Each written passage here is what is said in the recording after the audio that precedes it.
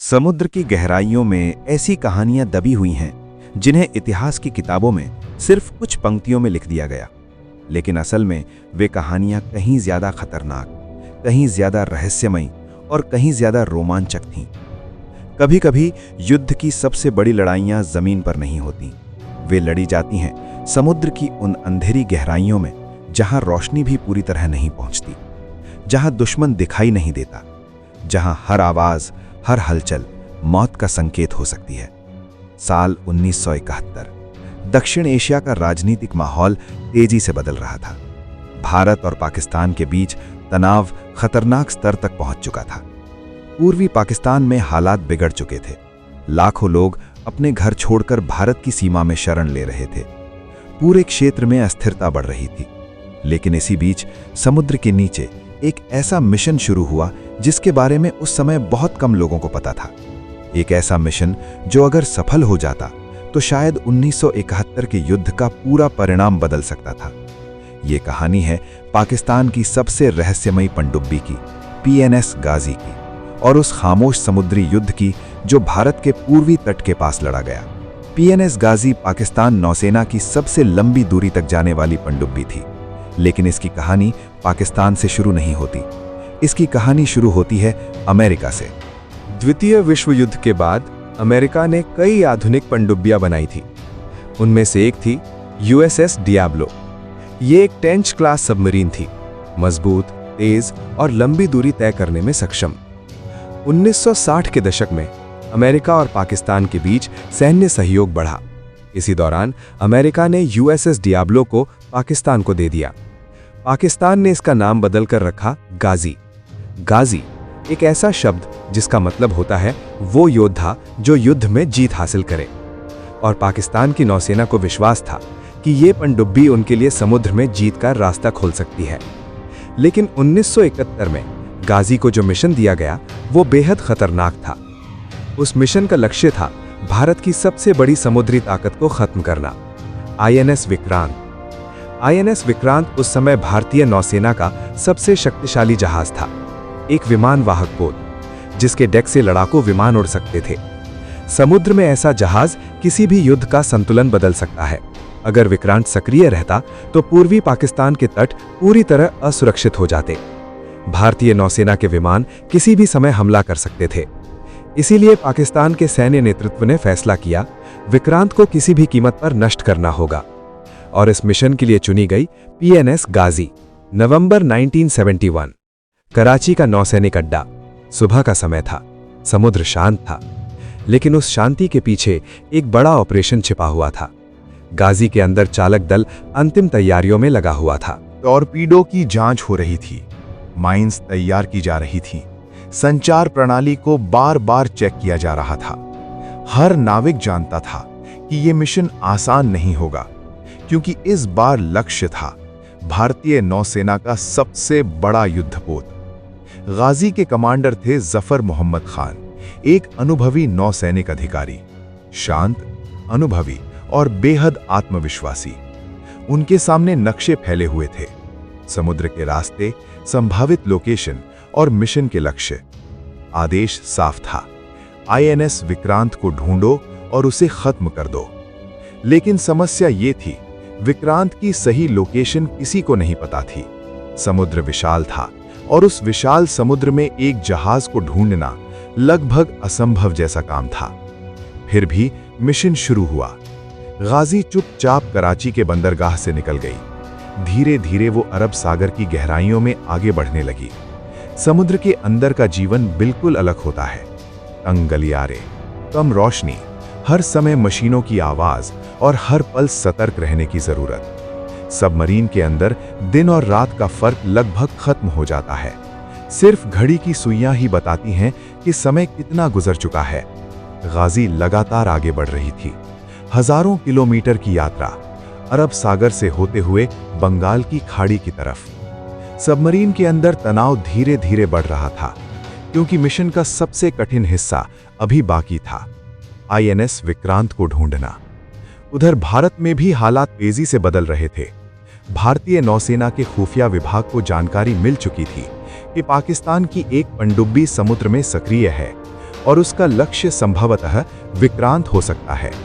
ये खबर बेहद गंभीर थी। अगर गाजी विक्रांत तक पहुंच जाती तो भारत को भारी नुकसान हो सकता था। इसलिए भारतीय नौसेना ने तुरंत एक योजना बनाई, एक बेहद चतुर रणनीति। विक्रांत को गुप्त रूप से सुरक्षित स्थान पर भेज दिया गया, लेकिन दुश्मन को भ्रम में रखने के लिए रेडियो सिग्नल जानबूझकर विशाखापत्तनम से भेजे जाने लगे। इन संदेशों से ऐसा लगता था जैसे विक्रांत वहीं मौजूद हो। ये एक जाल था और गाजी धीरे धीरे उसी जाल की तरफ बढ़ रही थी। समुद्र की गहराइयों में एक खामोश पीछा शुरू हो चुका था। दिसंबर 1971। गाजी अब भारत के पूर्वी तट के करीब पहुंच चुकी थी। विशाखापट्टनम का समुद्र सामने था।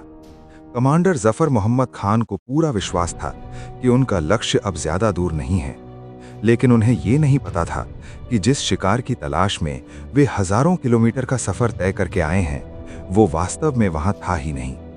और इसी गलतफहमी ने कुछ ही दिनों बाद इतिहास की सबसे रहस्यमयी समुद्री घटनाओं में से एक को जन्म दिया।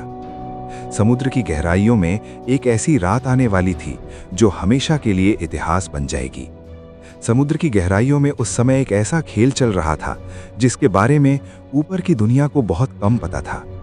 पीएनएस गाजी अब भारत के पूर्वी तट के बेहद करीब पहुंच चुकी थी। विशाखापट्टनम भारतीय नौसेना का एक महत्वपूर्ण अड्डा। कमांडर जफर मोहम्मद खान को पूरा विश्वास था कि उनका लक्ष्य अब दूर नहीं है।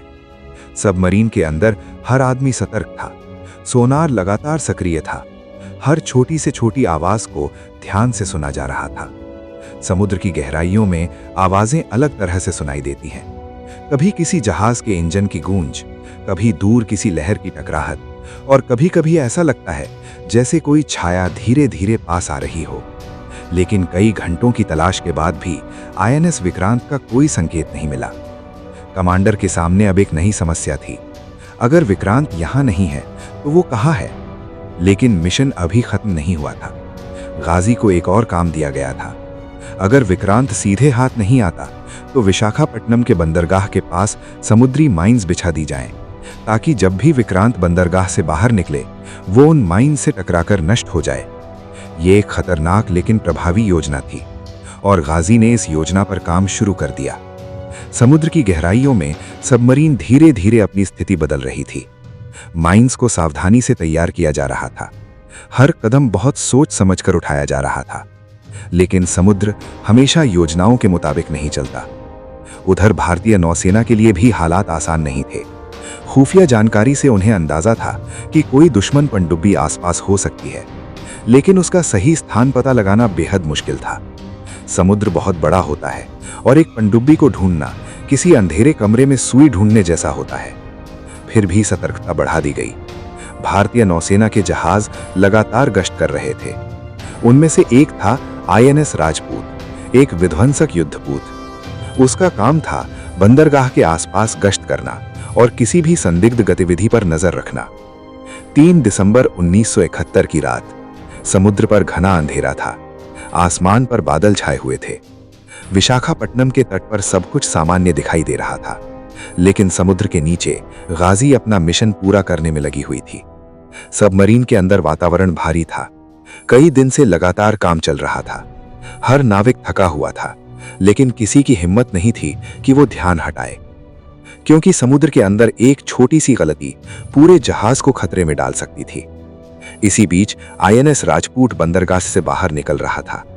जहाज के चालक दल को कुछ असामान्य महसूस हो रहा था। सोनार ऑपरेटर लगातार समुद्र की गहराइयों को सुन रहा था। अचानक उसे एक हल्की सी आवाज सुनाई दी, एक ऐसी आवाज जो सामान्य समुद्री शोर से अलग थी।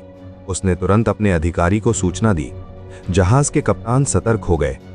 अगर यह वास्तव में पनडुब्बी है तो खतरा बहुत बड़ा हो सकता है, क्योंकि दुश्मन सबमरीन बंदरगाह के इतने करीब होना बहुत गंभीर बात थी। कुछ पल के लिए जहाज पर सन्नाटा छा गया। फिर कप्तान ने फैसला किया, समुद्र में डेप्थ चार्ज गिराए जाएं। डेप्थ चार्ज ऐसे बम होते हैं जो पानी के अंदर तय गहराई पर फटते हैं। उनका उद्देश्य होता है छिपी हुई पनडुब्बियों को नुकसान पहुंचाना। आईएनएस राजपूत से पहला डेप्थ चार्ज समुद्र में गिराया गया। कुछ सेकंड की खामोशी, फिर पानी के अंदर एक तेज धमाका हुआ। लहरें हल्की सी उठीं, लेकिन इसके बाद भी कोई स्पष्ट संकेत नहीं मिला। फिर दूसरा चार्ज गिराया गया।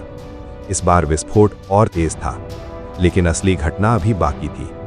कुछ ही क्षण बाद अचानक समुद्र की गहराइयों से एक जबरदस्त विस्फोट हुआ, इतना शक्तिशाली कि आसपास का पानी जोर से उछल पड़ा। आईएनएस राजपूत के चालक दल ने भी उस धमाके को महसूस किया। कुछ पल के लिए ऐसा लगा जैसे समुद्र के नीचे कुछ बहुत बड़ा फट गया हो, लेकिन फिर सब कुछ शांत हो गया। समुद्र फिर से पहले जैसा लगने लगा। रात धीरे धीरे गुजर गई, लेकिन असली रहस्य अगली सुबह सामने आया। जब सूरज उगा तो भारतीय नौसेना ने जांच शुरू की। गोताखोरों को समुद्र की गहराई में भेजा गया। जो दृश्य वहां मिला वो चौंकाने वाला था। समुद्र की तह में एक विशाल धातु का ढांचा टूटा हुआ पड़ा था। वो एक पनडुब्बी थी, और कुछ ही देर में यह साफ हो गया कि वो पनडुब्बी थी पीएनएस गाजी, पाकिस्तान की सबसे खतरनाक सबमरीन। वो पूरी तरह नष्ट हो चुकी थी। उसके टुकड़े समुद्र में बिखरे पड़े थे। सबमरीन के अंदर मौजूद पूरा चालक दल भी उसी समुद्र में खो चुका था। लेकिन अब सबसे बड़ा सवाल था, गाजी डूबी कैसे?